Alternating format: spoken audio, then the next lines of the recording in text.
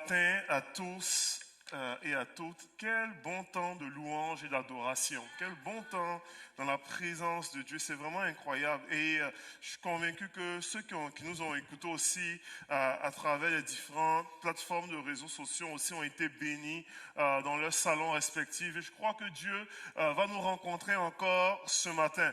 Et on continue dans cette... On avait commencé une série qui s'intitulait Vers l'avant, s'inspirant un petit peu de l'épître de Paul qui dit en fait, loin de moi avoir en fait atteint le but, mais faisant une chose, je laisse ce qui est derrière, me projetant vers l'avant. Et on a eu plusieurs bons messages, plusieurs messages pertinents sur l'idée que Dieu veut nous amener à aller vers l'avant, veut nous amener à pouvoir progresser, à ne pas faire du surplace, à ne pas vivre notre vie chrétienne de façon stagnante, comme un lac stagnant. Vous voyez un petit peu l'image d'un lac qui est très stagnant, comme un marécage, là, mais à pouvoir être des gens qui avancent, qui coulons, et qui coulons dans une direction de l'esprit, qui coulons dans sa parole, qui coulons dans sa présence, qui coulons dans ce que Dieu veut et a pour nous.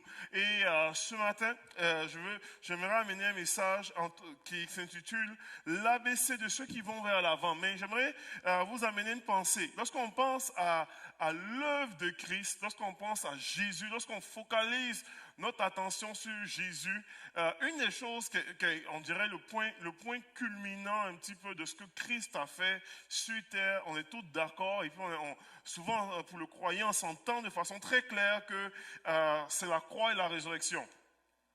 Je pense qu'on est d'accord sur ça. Je ne suis pas en train de choquer votre théologie là.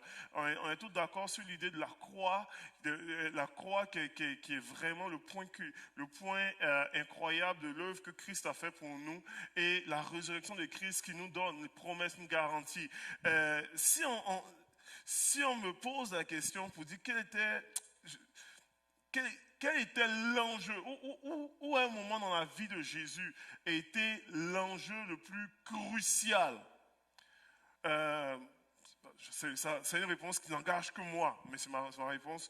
Je pense que l'enjeu le plus crucial avant la croix a été au jardin de Gethsémani. Je pense que où est-ce que toutes ces jouées-là a été au jardin de Gethsémani. Personnellement, en 2013, j'ai fait un voyage, j'étais en Israël, et on a un moment donné, dans le voyage, quand tu fais ton voyage pour voir les différents sites où est-ce que Christ a marché, et puis certains grands personnages de la Bible ont marché, on arriva à Jérusalem, et puis j'ai eu l'opportunité d'aller visiter le jardin de Gethsémani. Et il y a encore un arbre qui est vieux de 2000 ans là. C'est impressionnant. Et de me retrouver là, on a eu un moment de silence et puis de prière. Là, on a pris la communion ensemble. C'est puis de me retrouver là.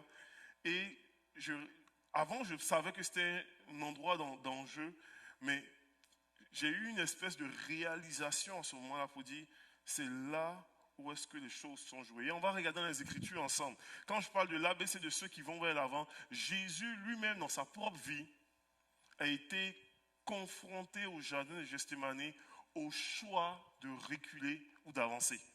Comprenez-vous un petit peu? Jésus était lui-même confronté là. Où est-ce que, au jardin de Gethsémani, il y avait la possibilité. Puis, pour Jésus, aller vers l'avant signifiait accepter une souffrance incroyable. Une mort épouvantable. C'était la plus grosse torture de l'Empire romain de l'époque. Mourir crucifié. Et pour Jésus, l'idée d'aller vers l'avant signifiait ça. Et Jésus était lui-même confronté dans son ministère terrestre, dans sa marche, à cette idée-là de dire, ok, est-ce que je vais de l'avant, sachant ce qui m'attend, ou est-ce que on tire la plug là, c'est correct là. Comprenez-vous? Et puis on va lire ensemble dans Matthieu chapitre 26 à partir du verset 36 à 45. La Bible déclare ceci, on dit, là-dessus, si vous avez votre Bible, vous pouvez tourner, ou si vous n'avez pas, vous pouvez regarder à l'écran.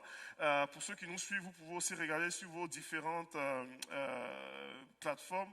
La Bible, il est écrit ceci, on dit, là-dessus, Jésus se rendit avec eux dans un endroit appelé Gethsémani et il dit aux disciples, asseyez-vous ici pendant que je m'éloignerai pour prier.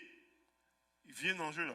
Et on dit, il prie avec lui Pierre et les deux fils de Zébédée. On parle de Pierre, Jacques et Jean. Donc il prie avec lui Pierre et les deux fils de Zébédée et il commença à être saisi de tristesse et d'angoisse. Il leur dit, mon âme est triste à en mourir. Restez ici et veillez avec moi. Puis il avança de quelques pas, se jeta le visage contre terre et fit cette prière. Mon Père, si cela est possible, que cette coupe s'éloigne de moi. Toutefois, non pas ce que je veux, mais ce que tu veux. Verset 40. Il revint vers les disciples et les trouva endormis. Et il dit à Pierre, vous n'avez donc pas pu rester éveillé une seule heure avec moi? Restez vigilants et priez pour ne pas céder à la tentation. L'esprit est bien disposé, mais par nature, l'homme est faible, ou la chair est faible. Et il s'éloigna une deuxième fois et fit cette prière. Mon Père, s'il n'est pas possible que cette coupe s'éloigne de moi, sans que je la boive, que ta volonté soit faite. Et il revient, il les trouva encore endormis, car ils avaient les paupières lourdes. Il les quitta, s'éloigna de nouveau et pria pour une troisième fois, répétant les mêmes paroles. Puis il revint vers ses disciples et leur dit, vous dormez maintenant et vous vous reposez. Voici l'heure est proche et le Fils de l'homme est livré entre les mains des pécheurs. En général, c'est rare qu'on prêche sur Gethsémani, mais aujourd'hui, on va faire une exception.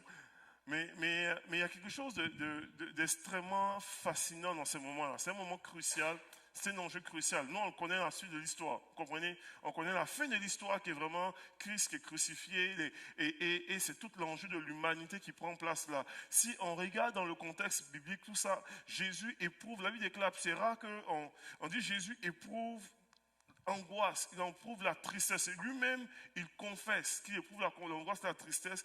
Et la Bible mentionne que même il est tellement stressé qu'il commence la Bible déclare que sa transpiration devient comme des gouttes de sang. En fait, d'un point de vue médical, Jésus, je ne vais pas choquer votre théologie, Jésus éprouve des symptômes d'une maladie. Il est malade, littéralement l'hématitose, qui est une maladie causée justement par un stress aigu, une anxiété, et il se met à transpirer du sang. Puis, le symptôme de la maladie parle du fait qu'on transpire du sang et les larmes sont aussi des larmes de sang. C'est vraiment, le sang coule de partout là, ça rend l'hypersensibilité au niveau de la peau.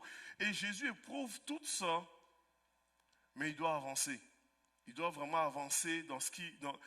et il y a la prière qui prend place, tout ça. Je vous ai parlé de l'idée de l'ABC de ceux qui vont de l'avant. Je crois réellement que Jésus, dans sa gestion de l'anxiété qui prend place, comment on appelle, vient nous donner une ligne extraordinaire pour nous aujourd'hui. J'aimerais vous déclarer que peut-être vous écoutez le message et vous suivez peut-être à la télévision. Jésus a éprouvé l'anxiété. Il est éprouvé même afin que nous ne soyons pas anxieux aujourd'hui. Jésus a éprouvé un niveau extrême d'anxiété. Vous comprenez, il y a des fois où est-ce que c'est extrême d'anxiété et Jésus a été malade sur la croix, littéralement. Si vous réalisez, on est vraiment à moins de 24 heures de la crucifixion. Puis Jésus est malade. Il va sur la croix malade afin que nous ne soyons pas normalement malades aujourd'hui. Nous puissions expérimenter la guérison aujourd'hui. Quand la Bible dit Jésus a porté nos maladies, il a littéralement porté la maladie sur la croix. Littéralement. Ce n'est pas juste un symbole. En réalité aussi, il était malade. Vous comprenez-vous un petit peu? Ça va jusque-là? Donc, il vit ces choses-là à moins de 24 heures de la crucifixion, afin qu'aujourd'hui nous puissions expérimenter une victoire en lui, nous puissions expérimenter la liberté en lui, nous puissions expérimenter la paix en lui, nous puissions expérimenter la vie en lui, nous puissions expérimenter la guérison en lui, nous puissions expérimenter le bonheur en lui, nous puissions expérimenter sa grâce, nous puissions expérimenter le pardon de nos péchés, nous puissions expérimenter la vie qu'il donne. Littéralement. Donc Jésus expérimentait ces choses-là, afin que nous puissions expérimenter cela. Et lorsqu'on regarde sur l'idée de comment Jésus a géré ces moments-là d'extrême stress anxieux, on peut dégager, j'aimerais partager avec vous 3 aspects de ceux qui vont de l'avant. Qui vont de l'avant même malgré les pressions, qui vont de l'avant même malgré les défis, même malgré les problèmes, même malgré le stress, même malgré le danger en face, qui vont de l'avant. Et je vais vous partager de l'idée de l'authenticité qui amène vers l'avant. C'est Jésus qui était extrêmement authentique dans ce moment d'anxiété, dans ce moment de stress-là. Il y a une authenticité qui amène de l'avant. Il y a une bataille que Jésus a mené à Gethsémani, qui t'amène de l'avant, et un cri qui nous amène vers l'avant. Lorsqu'on parle de l'idée de l'authenticité qui amène vers l'avant, regardez un petit peu le verset. Comment est-ce que Jésus gère ce moment-là de stress et d'anxiété? Jésus, normalement, la Bible déclare qu'il sait très bien ce qui va prendre place. Il sait très bien que Judas va le trahir, un de ses disciples, un de ses amis va le trahir. Et Jésus, la Bible déclare qu'il dit aux disciples, la scène, il y a les 12 qui sont là, il dit à 8 des 12, parce que Judas est déjà parti pour aller faire la job, et donc il dit à 8 des 12, il dit, ok, restez ici, Pierre, Jean-Jacques, venez avec moi. Il prend 3 parmi les 12. Il prend juste un nombre restreint. Et alors qu'il prend, donc les autres qui sont restés, les 8 autres qui sont restés, eux, ils ne savent pas que Jésus, ça ne va pas bien. Ce qu'ils savent de Jésus, ils savent que Jésus s'en va s'éloigner pour prier. Il dit, restez ici, je vais prier. Mais ils ne savent pas nécessairement pourquoi on sait que Jésus a une bonne réputation d'homme de prière, il passe des nuits en prière, la Bible déclare qu'il allait dans les lieux désert, il priait. Donc, pour eux, c'était très, très, très, très normal que Jésus veuille aller prier comme d'habitude. Ça va bien. Là, il dit, Pierre, Jean-Jacques, allez, on vient, venez avec moi. Et alors qu'il avance avec Pierre, Jean-Jacques, il exprime à Pierre, à Jean et à Jacques l'état de son cœur. Il prend juste une poignée avec qui il parle de cœur à cœur, avec authenticité. Puis il dit, mon âme est triste à en mourir. Il est saisi d'angoisse en tant que tel. Puis, je vous le dis, pour moi, il y a un indicateur dans toute la gestion de situation. Jésus ne t'a pas appelé à souffrir seul. Comprenez-vous un petit peu? C'est de ne pas arriver aussi, puis arriver devant, aller sur Facebook et puis te mettre en truc, voici mon état de mon âme, et puis, tu n'as pas besoin de faire ça non plus. Comprenez? Il y a un extrême à ne pas aller. Aujourd'hui, sur les réseaux sociaux, on est capable de savoir exactement l'état d'âme de toutes les personnes. Comprenez? C'est pas ce que Jésus t'a demandé de faire non plus. Pour dire, non, mais moi, je suis authentique. Non, c'est pas ça l'authenticité. Comprenez-vous? Ça va? Jésus ne l'a pas fait. Il prend juste 3 de ses disciples avec qui il est le plus proche, et puis il parle de cœur à cœur. Pour dire, mon âme est triste à en mourir. Il y a une authenticité qui nous amène vers l'avant. Et tu n'es pas appelé à souffrir seul, à juste dire, personne. Il y a un équilibre à avoir dans cette idée d'authenticité, où est-ce qu'on voit clairement. Et il partage son cœur de façon très, très claire. Et puis, non seulement il dit, mon âme est triste à en mourir, mais il dit, restez avec moi. J'ai besoin de vous. C'est le moment dans les Écritures où est-ce que Jésus, on voit un portrait d'un Jésus vulnérable.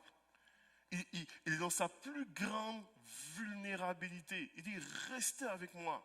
Puis bon, la suite du texte n'est pas très glorieux pour Pierre. Jean-Jacques, là, il lâche normalement leur ami dans le moment. C'est un moment d'extrême vulnérabilité. Est-ce que ça t'est déjà arrivé ça? Moi, ça m'est déjà arrivé hein, de rencontrer un gars qui, dans un moment de... Surtout, ça m'est déjà arrivé une fois en prison, j'ai été très choqué.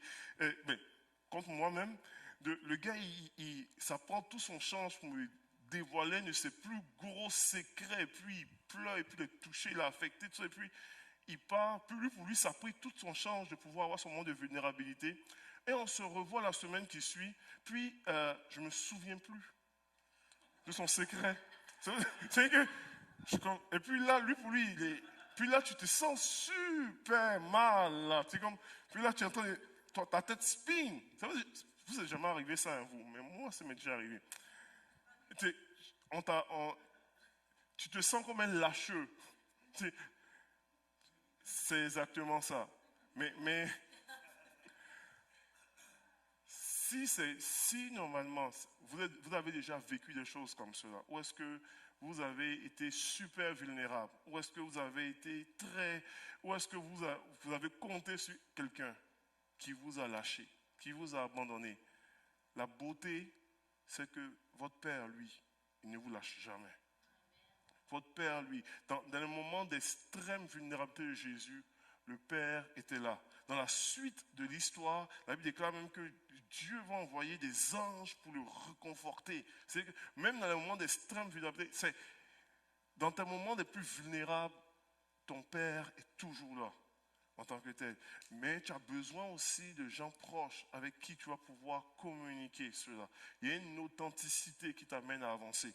Il y a une authenticité qui te permet de pouvoir progresser. Dans les Écritures, Jésus n'a pas été le seul à pouvoir avoir des moments de vulnérabilité comme ça. La Bible est remplie d'exemples de vulnérabilité.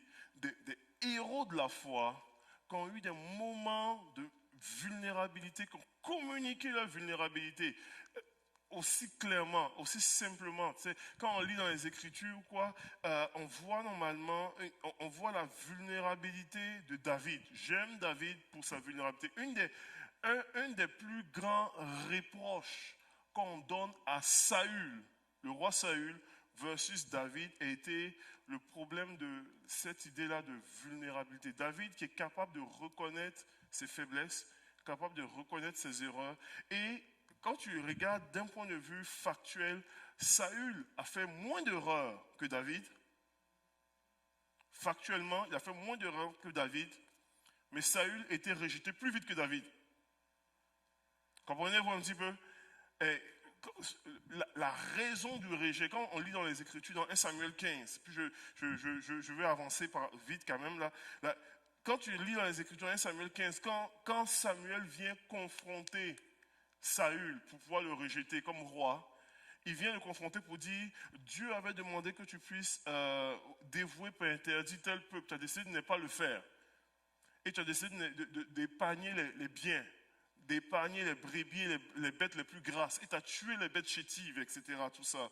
Et à cause de ça, l'Éternel te rejette. Parce que l'obéissance à Dieu est meilleure que le sacrifice. C'est comme ça Samuel tient devant lui. Et clairement, Samuel vient lui annoncer pour dire, à cause de ta situation, tu ne régneras pas sur Israël. Dieu te rejette comme roi. Et puis Saül, il confesse devant Samuel. Il dit oh, j'ai péché contre Dieu. Il dit, j'aurais pas dû le faire. J'ai eu peur du peuple.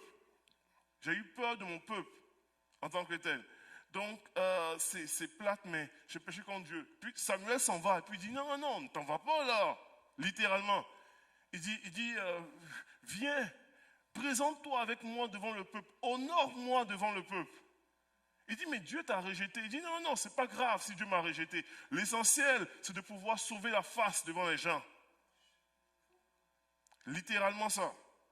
Et Samuel vient se présenter, l'honorer le roi, puis Samuel s'en va. Donc il préférait mieux sauver la face devant les gens, sachant très bien que Dieu l'avait rejeté. Comprenez-vous un petit peu? Manque d'authenticité qui était fatale dans sa vie et qui l'a conduit à la mort. Il y a une nécessité d'être authentique devant Dieu, authentique devant certaines personnes. Dire, ok, je choisis de pouvoir être authentique, je choisis de partager clairement ma réalité, ce que je vis, ce que je traverse, et Dieu honore ça. Dieu ne t'attend pas à ce que tu sois sans défaut. Mais Dieu, normalement, t'appelle à une vie authentique. Une vie authentique. Pour dire, je suis transparent, je suis authentique. Ce que tu vois, ce que je suis, en tant que tel. Je suis authentique dans mes faiblesses, je suis authentique dans mes combats, je suis authentique dans mes victoires, dans mes qualités. Je suis authentique. Ce que tu vois, c'est vraiment ce que je suis. Et ceux qui avancent dans leur vie, dans leur foi, de façon triomphante, de façon incroyable, sont des gens qui font preuve d'authenticité, qui démontrent, qui ont une manifestation d'authenticité devant Dieu. Vous dites, Seigneur, honnêtement, je ne suis pas capable.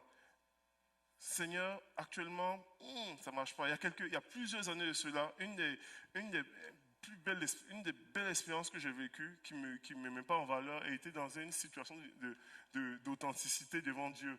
J'avais été invité comme prédicateur invité dans un village en Côte d'Ivoire, Port-Cabo, et je suis arrivé là, et puis, première prédication, c'était vraiment super, il y a eu des manifestations, tout ça. Donc, souvent, lorsque tu viens dans un endroit où tu prie pour les gens, puis il y a des manifestations démoniaques, il y a toutes sortes de choses qui prennent place.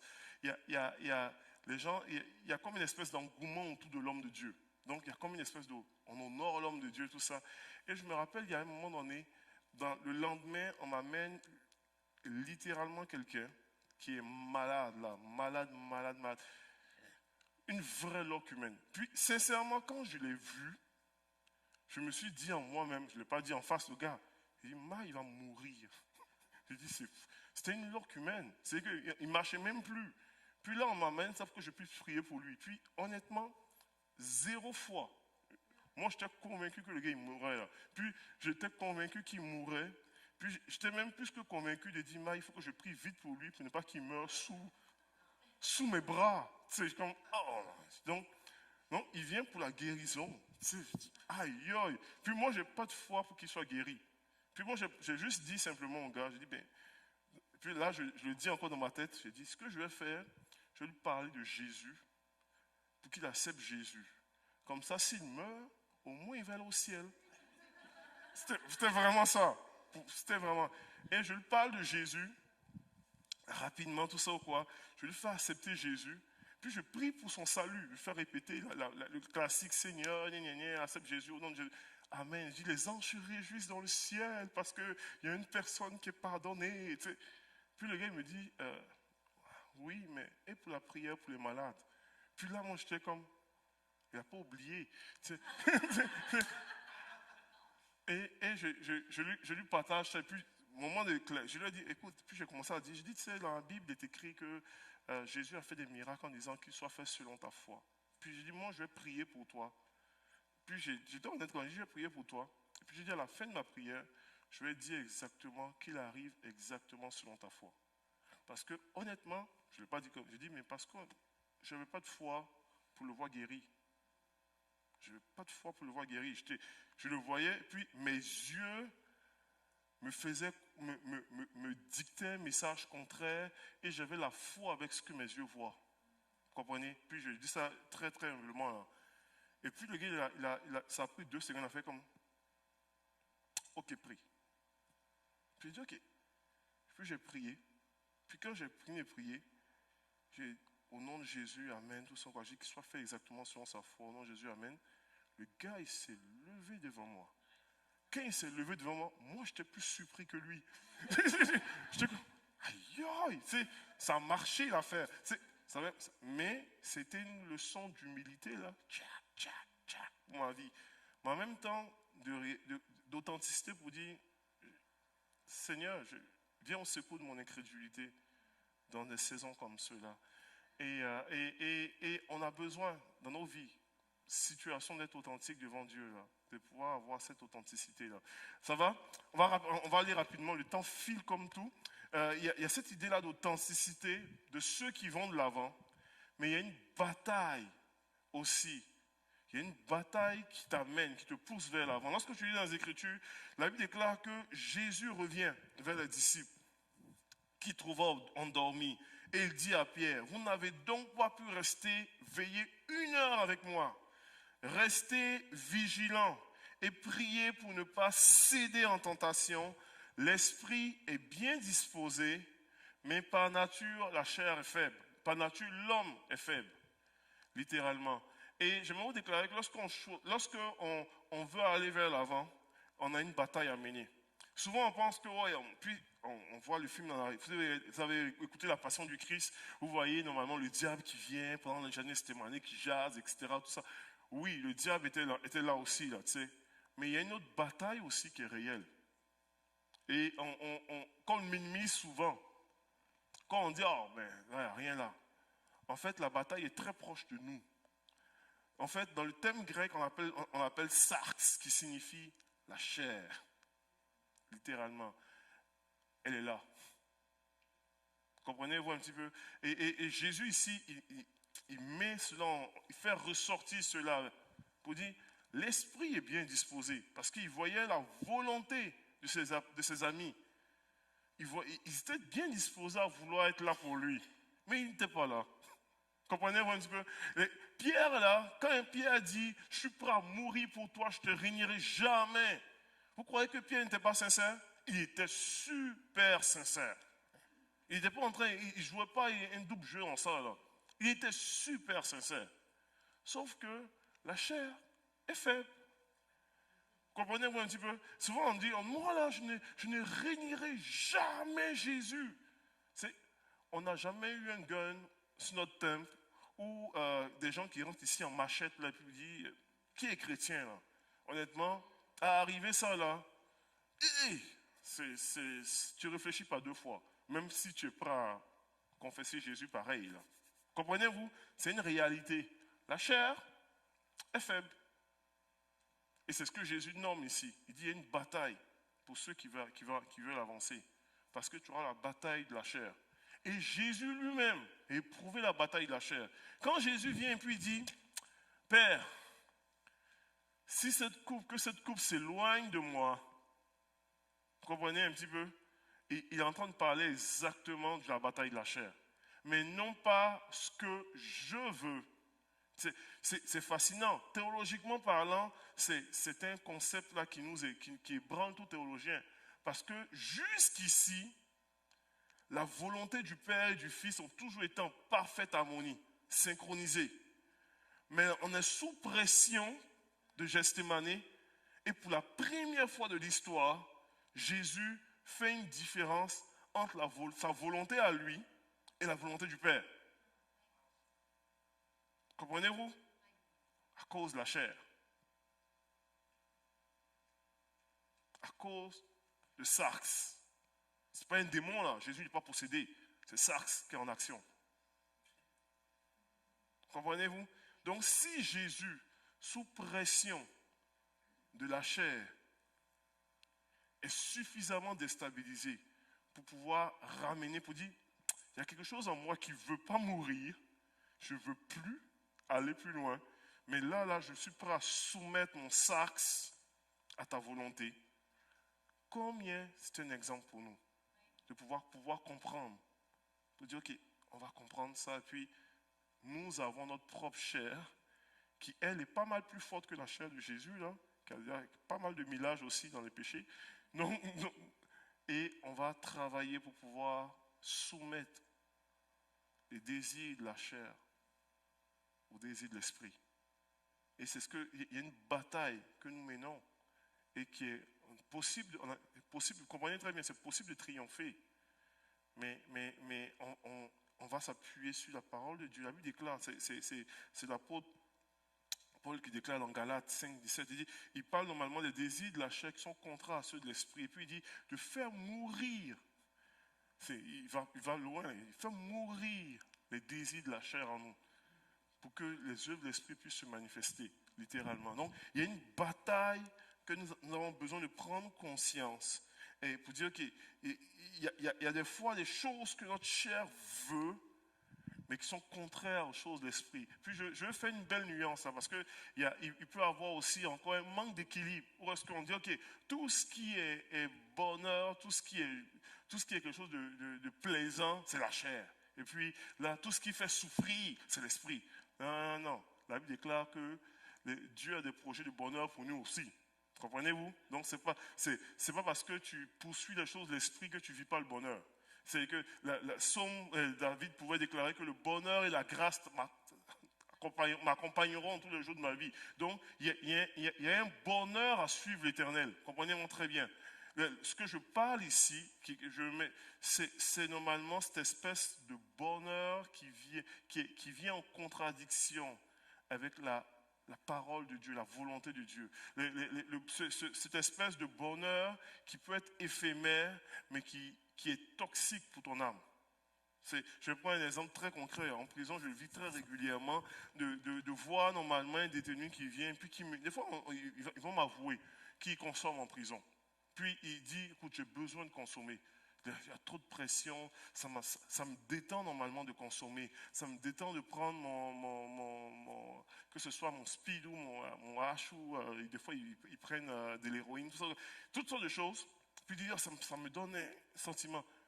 OK, de façon très, très, très pragmatique, dans la prochaine, quand ils deviennent buzzés, c'est dans les prochaines 24 heures, ça lui donne un sentiment de bonheur. Mais à moyen et long terme, ça te rend dépendant, ça te grille ton cerveau et c'est en train de te tuer à petit feu. Comprenez? Et il n'y a rien de... Et c'est en contradiction avec la parole de Dieu. Ça, souvent, tu amènes ça plus tard, parce que le gars, il ne connaît pas Jésus, puis il s'en fout de Jésus, là. Mais comment on appelle là? Tu l'amènes ça pour dire qu'il y a un bonheur ici qui n'est pas un bonheur, en fait. À long terme, c'est un poison que tu as ingurgité qui va te détruire en tant que... Et là, quand on parle des détenus, c'est très caricaturé, c'est très gros souvent, mais des fois, nous sommes exactement comme ça. Il y a des choses qui nous apportent un sentiment de bonheur, mais qui nous tuent à petit feu spirituellement. Ça va? Il y a des choses qui nous apportent un sentiment même de plaisance, que au niveau peut-être de la société, on dit, oh, ben voyons donc, c'est pas grave ça. Mais on sait très bien qu'il est en contradiction. Il y a une espèce d'antagonisme avec la parole de Dieu et avec l'œuvre de l'Esprit en nous. Nous le savons. L'Esprit de Dieu témoigne en dedans de nous que ça c'est mal pour nous. Ou c'est pas bon pour nous ça. Et on doit se lever pour cette bataille-là. Pour dire non, moi je choisis dans ma vie, je choisis dans ma marche avec Dieu de ne pas manger ça. Et je choisis de pouvoir, depuis ta volonté, tout en toi, veut ça des fois. Comme Jésus. Croyez-vous que Jésus, de lui-même, charnellement, voulait mourir? Non. Il dit non parce que je veux. Il dit mais la volonté de mon Père est beaucoup plus grande que ce que ma chair veut. Littéralement. Et moi, je veux la volonté de mon Père sur ma vie. C'est la volonté de mon Père que je veux. Donc, si c'est ce que le Père veut pour ma vie, je veux que ça s'accomplisse sur ma vie. Amen. Donc, il y a une bataille qui pousse vers l'avant. Et cette bataille de la chair, là, nous devons la mener. Nous devons la mener dans nos vies. Pierre, Jacques et Jean avaient une bataille de la chair contre le sommeil. Là, Jésus dit, priez afin de ne pas tomber en tentation. Puis, il faisait tard. Probablement, ils avaient eu une journée très, très, très active. C'était occupé au ministère. Ils avaient peut-être toutes les raisons de dormir. Ils étaient fatigués. Probablement, ils pensaient aux 8 autres qui sont restés, qui, eux, dormaient tranquillement. Et puis, on pouvait entendre leur ronflement de loin pour dire, ah, ils sont bien là. Puis, nous, on nous demande de prier. Voyons, non. Mais, prier afin de ne pas... Il y avait tout ce combat-là de la chair et il fallait normalement tenir cette bataille-là. Je voudrais dire, il y a une authenticité qui nous amène vers l'avant. Il y a une bataille qui nous pousse vers l'avant. Et puis je vais terminer avec cette pensée-là. Il y a un cri continuel qui conduit vers l'avant. Et puis je termine avec cette pensée-là rapidement. La Bible déclare, on dit, puis il avança de quelque part, jeta le visage contre terre et fit cette prière. C'est une des portions des Écritures qui me touche le plus. Jésus prie. Et Jésus, vous savez, Jésus, dans les Écritures, quand on lit dans les Écritures au niveau des miracles, Jésus ne fait pas grand chose. Mais Jésus fait pas normalement, il n'insiste pas beaucoup dans ses prières. Il chasse les démons comme ça. Les aveugles guéris comme ça, les sourds, Ephrata, ça ouvre la bouche, etc. Ou quoi. Il fait des, c'est-à-dire que les miracles sont, il dit silence et la mer se tait un coup. Puis là, Jésus va prier 3 fois pour un même sujet. Comprenez un petit peu? Jésus, il éprouve l'angoisse, il est stressé incroyablement. On dit Jésus s'avance de quelque part, fit cette prière. Mon Père, s'il est possible que cette coupe s'éloigne de moi, toutefois, non pas ce que je veux, mais ce que tu veux. Verset 42, on dit, il s'éloigna une deuxième fois et fit cette prière. Et que la première fois, ça n'a pas suffi. Il a fallu qu'il prie encore une deuxième fois. Vous dites, et il fit cette prière, mon Père, s'il n'est pas possible que cette coupe s'éloigne de moi, sans que je la boive, que ta volonté soit faite. Et puis, verset 44, parce qu'il revient, je sais, il les quitta et s'éloigna de nouveau et pria pour une 3e fois. Dans les Écritures, là, on voit que Jésus a déjà prié 2 fois pour un aveugle. C'est la seule fois dans les Écritures où est-ce qu'on voit Jésus prier 3 fois pour le même sujet. La seule fois. Il n'y a pas eu d'autres fois là. 3 fois pour le même sujet. Et c'est au jardin de Gethsémani. C'est que, imaginez un peu l'ampleur du stress. C'est la première fois, le stress n'est pas encore parti. Là. Deuxième fois, le stress n'est pas encore parti. Ça va pas. Ça va comme, oh boy. Puis là, il faut qu'il aille encore une 3e fois devant son père pour dire, si je dois boire ça là, que ta volonté soit faite, que ta volonté soit faite, l'idée de soumettre sa volonté charnelle à celle de la volonté du Père ici. Il demande, il demande, et il demande, et il demande, parce que ce n'est pas facile. Comprenez? Il y a un cri qui nous amène vers l'avant. Et des fois, normalement, dans nos vies aussi, l'idée de soumettre notre volonté à celle du Père va recourir une insistance dans la prière. Parce que ce n'est pas facile. Ce n'est pas toujours facile. Et il y a un cri comme cela, il y a un cri persévérant qui nous amène à pouvoir, qui amène à aspirer à cela. Et nous avons besoin de pouvoir être des gens qui crient vers lui, avec insistance. Même quand ce n'est pas facile, même quand ce n'est pas évident. Puis, parce qu'il nous appelle à avancer. Il nous appelle à avancer. Il nous appelle à progresser. Et des fois, dans ces moments-là, où est-ce que c'est extrêmement pressurisant comme cela, on a besoin, des fois, rien d'autre que de lever ce cri-là vers Dieu pour qu'il vienne normalement être celui-là qui nous apporte consolation, qui nous apporte réconfort, qui nous dit, écoute, je suis avec toi. Je vais terminer avec cette pensée et puis on va pouvoir prier ensemble.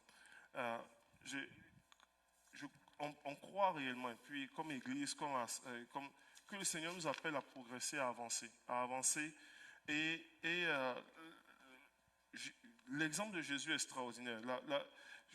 L'avancée vers la croix, si tu ne connais pas l'enjeu et que tu regardes la croix de l'extérieur, la croix, et puis Paul parle très bien de ça, il dit la croix c'est un scandale pour les Juifs. Il dit c'est une folie pour les Grecs. L'avancée vers la croix, que pour nous on considère comme étant le moment le plus glorieux de la victoire de Christ, etc. ou quoi, l'avancée vers la croix, pour les autres personnes qui sont hors de la maison, c'est terrible. On va mettre à mort quelqu'un. C'est un scandale. C'est un instrument de torture. C'est une malédiction. Comment on appelle, je disais, c'est un gars, cette semaine, puis en riant. Le gars a une croix, il dit on porte des croix. Je dis personne de nous, on peut porter des chaises électriques, c'est d'autres coups, là, des fois. Mais c'était ça. C'était un instrument de torture, etc. ou quoi. Et comment on appelle là? Et c'est un scandale de l'époque. Pour des Grecs, C'est une pure folie. Votre leader religieux se fait tuer comme cela. Et puis vous dites c'est une victoire.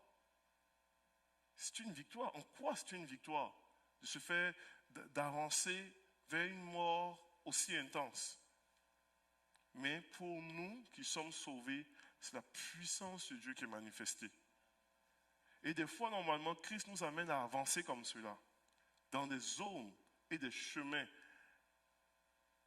où est-ce que les gens autour de nous regardent et disent, mais c'est une folie, mais c'est un scandale. Mais nous sommes appelés à avancer. Et puis, tout en nous, charnellement, ne veut pas aller là. Mais nous sommes appelés à avancer avec authenticité, à relever le bataille de la chair et à continuer à crier vers le Père pour que sa volonté se fasse en nous. Je vais inviter les musiciens à revenir et on va juste terminer. On va juste terminer ce matin.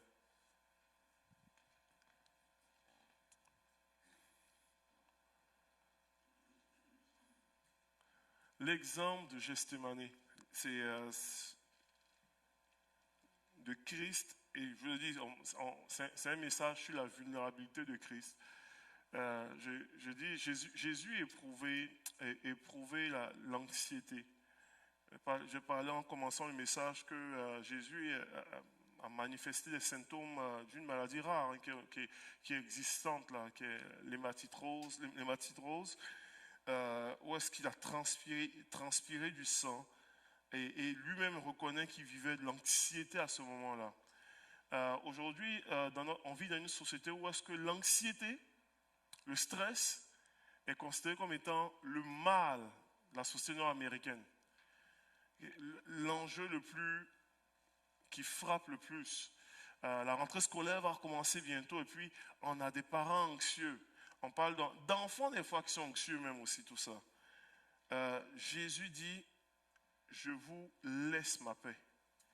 Je vous la donne en tant que tel. Et Jésus, le prince de la paix, a éprouvé une anxiété extrême afin qu'on puisse expérimenter sa paix. Jésus, le prince de la paix, peut vous comprendre dans votre anxiété. Souvent, on parle d'anxiété comme étant, parce que chacun de nous sommes animés d'espèces de boutons paniques face à un danger imminent. C'est-à-dire qu'il y a ce qu'on appelle danger lorsque tu vois un ours qui arrive, un gros ours brun, ça se peut que tu développes, tu sécrètes des hormones et puis toute l'adrénaline et puis tu cours comme Usain Bolt et puis ton corps est un mécanisme comme ça pour pouvoir éprouver ça. Et c'est correct. En fait, tu as besoin de cela. Mais il y a un autre type d'anxiété où est-ce que, je pourrais dire, ton bouton panique est comme non fonctionnel. Donc, tu paniques pour rien. C'est comme s'il est cassé. C'est cassé et puis, même des choses qui ne sont pas supposées te faire peur, vont te faire peur. Et peut-être tu peux vivre ça. Je ne veux tellement pas minimiser ça. Mais Christ t'appelle à pouvoir expérimenter sa paix. Christ t'appelle à pouvoir triompher de ce qui t'empêche d'avancer. Christ t'appelle à pouvoir expérimenter sa grâce. Et il y a une authenticité qui peut t'amener vers l'avant. Il y a une bataille qui peut te propulser vers l'avant. Il y a un cri vers lui qui peut t'amener vers l'avant. Et tu as besoin de pouvoir juste t'approcher de ton Père. Pour dire, Seigneur, tu as vécu ces choses-là. Tu as vécu l'anxiété, tu sais c'est quoi. Tu as besoin de pouvoir être authentique devant lui. Il connaît ton cœur, il connaît tes craintes, il connaît tes frayeurs, il connaît exactement ce que tu traverses et il est capable de pouvoir te donner sa paix. Il est capable de pouvoir calmer la tempête de ta vie. Il a déjà dit silence à la mer, à la tempête. Il peut dire silence à la tempête de ton cœur aussi. Il a déjà dit, il est capable de pouvoir normalement apporter une grâce au milieu de toute cette pression. Mais tu as besoin d'être authentique devant lui ce matin. Et peut-être tu me suis par Facebook, sur YouTube aussi, et tu entends ce message dans ton salon. Et je vais t'appeler à pouvoir avoir ce temps d'arrêt là, dans les prochaines minutes. Je dis, Père, Je veux être authentique devant toi.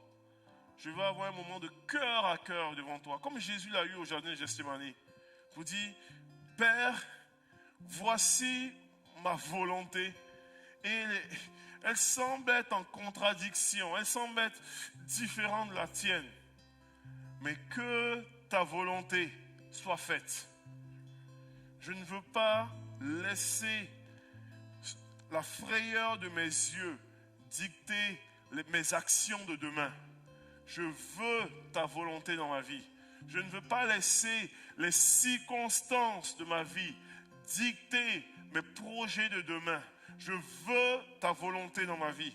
Je ne veux pas laisser les déclarations des gens sur ma vie dicter mes choix de demain.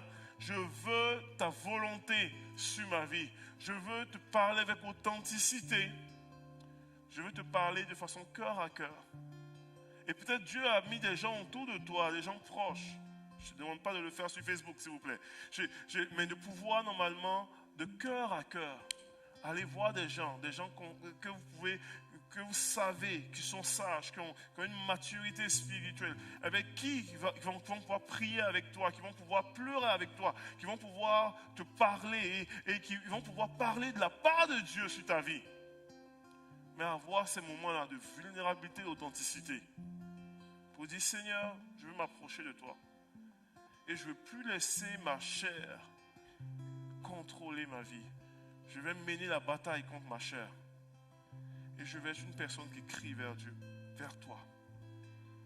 Est-ce qu'on peut juste, alors qu'on termine, on va terminer avec ce chant-là pour dire, je veux rester là. Je veux rester, je viens devant toi, je veux rester là. Je veux m'approcher de toi.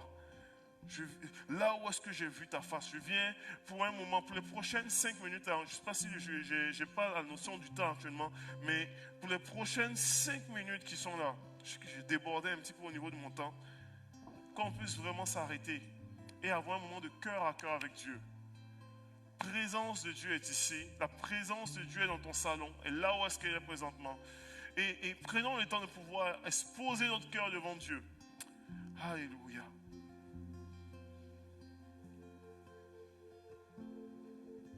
J'ai tellement besoin. J'ai tellement besoin. J'ai tellement besoin de ton immense amour. J'en ai tellement besoin.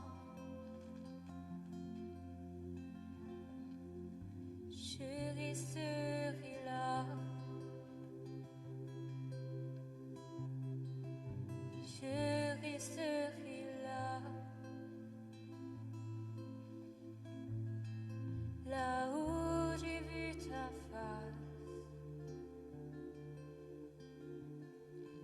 Oui, je resterai là. Je veux rester tout près de toi. Je veux rester près de ton cœur. Rien n'égale ton amour. Rien n'égale ton amour. Je veux rester tout près de toi. Je veux rester près de ton cœur. Rien n'égale ton amour. Rien n'égale ton amour. Chantons oh,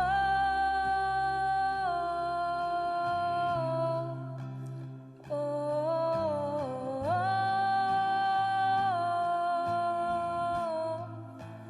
oh, oh, Jésus, je t'aime. Jésus, je t'aime. Chantons oh,